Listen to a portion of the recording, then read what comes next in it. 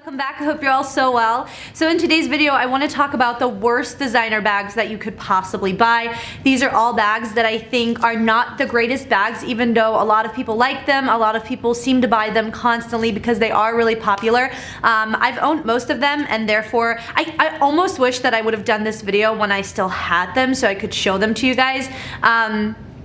But nonetheless, most of you probably have heard me talk about these bags in the past and why I have sold them. But yeah, I'm just gonna, for those of you who haven't seen those videos or don't really know anything about it, I thought I would film an entire new video and kind of just talk about what I believe are the worst bags that you could buy with your money. Now, this is just my personal opinion. If you have any of these bags and you're like, Angelique, you're absolutely nuts, I love this bag, it's my favorite bag, definitely leave a comment down below and let me know. Also, let me know what a bag is that you bought that ended up being the worst purchase ever. I would love to know.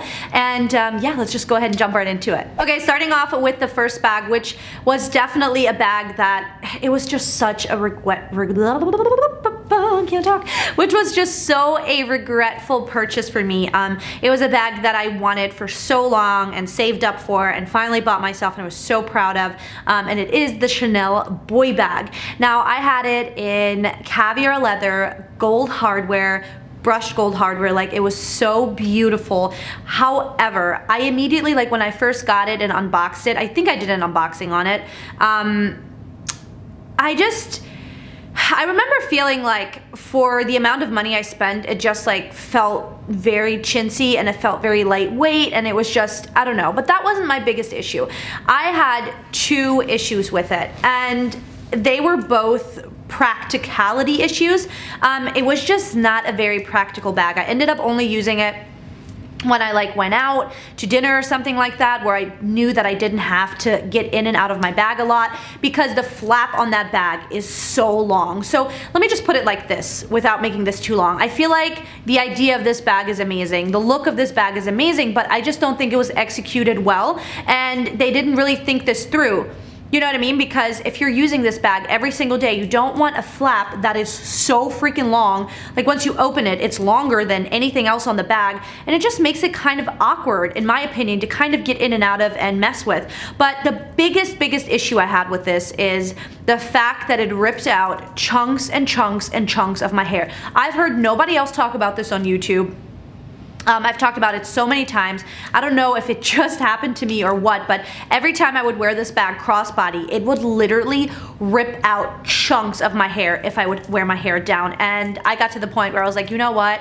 This bag was over $4 grand or whatever I spent on it. And I was like, I just can't do it. I cannot do it. So I ended up selling it. And yeah, it was unfortunate. So therefore, I'm like, there are better bags that you can buy from Chanel than the boy bag. It's just not very practical. Moving on to number two. Now, this is a bag I actually do love, but I want to be honest with you guys, and therefore I'm putting it in this video and I'm going to explain why. So I'm talking about the Gucci Marmont velvet bag. Now, I know this was a really popular bag and not a lot of people are probably buying it anymore at this time, but there are still several other designer brands that have velvet bags. Now, a velvet bag can be very beautiful and, you know, very kind of luxurious looking. However, it gets dirty and it gets ruined no matter how careful you are. And I'm someone, I want to use my bags and I don't want to have to worry about getting them completely ruined. So I like bags that are more carefree and where I don't feel like, oh my God, if I get it wet, it's gonna be ruined, or if I accidentally drip something on it, it's gonna be completely ruined.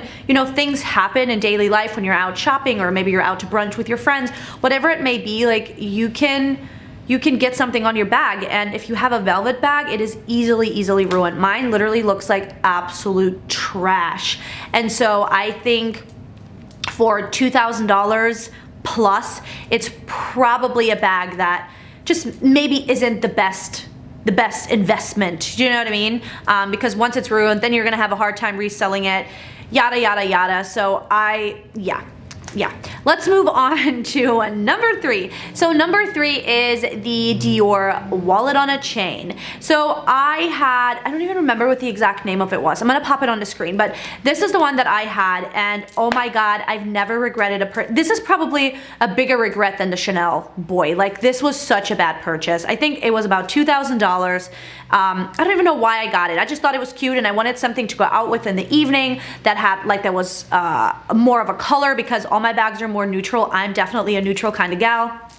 And so I was like, well, I'll just get something tiny that has a little bit of a pop of color.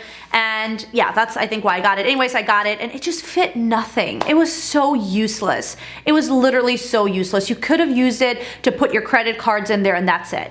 I mean, the minute you put a lipstick in or just anything, even if it was small, it completely changed the shape. It was so annoying and I just absolutely hated it. I don't think I had it longer than 3 weeks and I was like, screw this. I couldn't return it at the time, so I was like, screw this, I'm gonna sell it. I sold it on eBay, and I've sold a lot of bags in the past. This bag, honestly, you guys, it was so hard to sell. Like it was, I hope, oh my God, I hope I'm not going in and out of focus. It was so hard to sell. So yeah, it was super annoying. Okay, and then last but certainly not least, and some of you might disagree with me, go ahead and leave me comments down below, tell me why, but I wanna talk about vanity cases. So I've never personally owned one, but I think they're really cute and I would like to have one, but I went and tried one on and I just feel like it wouldn't be very practical because of the way it opens once you're wearing it, and I don't want to always have to like hold it or take it off my shoulder or whatever to open it and get in and out of it. So I just feel like they're not very practical, and there are a lot better bags out there that you can buy. So to sum this video up, I feel like even though all of these bags are beautiful, sometimes just because something's pretty doesn't mean it's gonna be great and actually practical and you're gonna get a lot of use out of it. And I think that's something we need to think about when we're spending all this money on these bags. Now, of course, if you're like rich and you're like, whatever, I don't care, it's just money, I can make more tomorrow, you know, then whatever, don't worry about it. But for me personally, I wanna make sure that I'm using my bags, I wanna make sure that I love them, and I wanna make sure that they're practical.